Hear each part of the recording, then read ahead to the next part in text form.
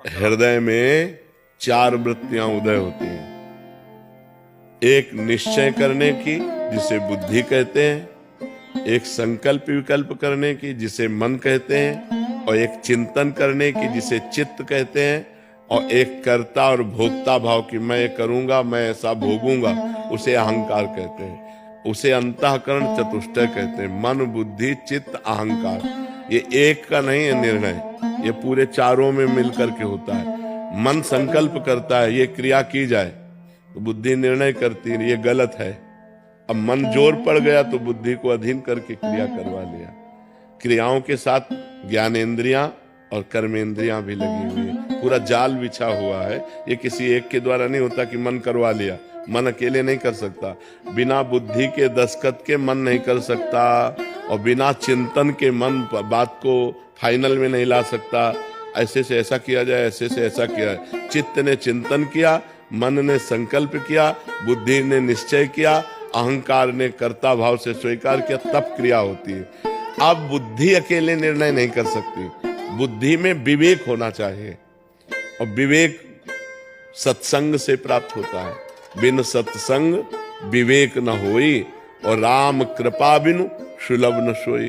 भगवान की कृपा के बिना सत्संग नहीं मिलता, और सत्संग के बिना विवेक नहीं होता। बुद्धि तो सबके पास है, पर विवेक नहीं। होए विवेक मोह भ्रम भागा।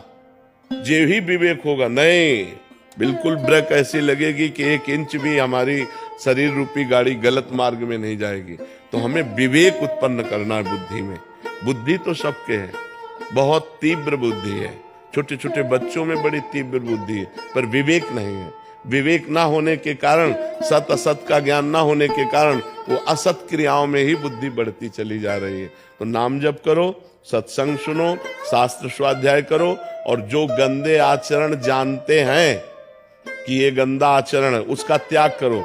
तब तुम्हारी बुद्धि शुद्ध हो जाएगी। तब तुम्हें पता चलेगा ये मन की मांग है या मेरी मांग है। जो मन की मांग असत है उसे छोड़ दो, और जो अच्छी बात कह रहा है उसकी बात मान लो। मन सदैव गंदी बात ही नहीं कहता, मन कभी अच्छी बात भी कहता है। अच्छी बात कह रहा है तो उसकी बात मान लेते हैं, बुरी बात कहता है तो नहीं मान लेते हैं। इसकी क्षमता चाहिए।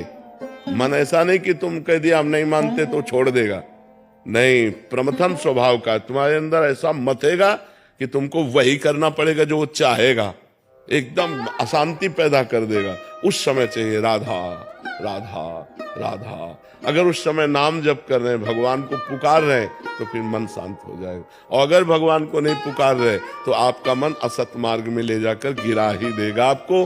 भले बाद में आप रो, पश्चाताप करो, पर वो गिरा देगा। इसलिए नाम जप, सत्संग, शास्त्र स्वाध्याय और पवित्र आचरण।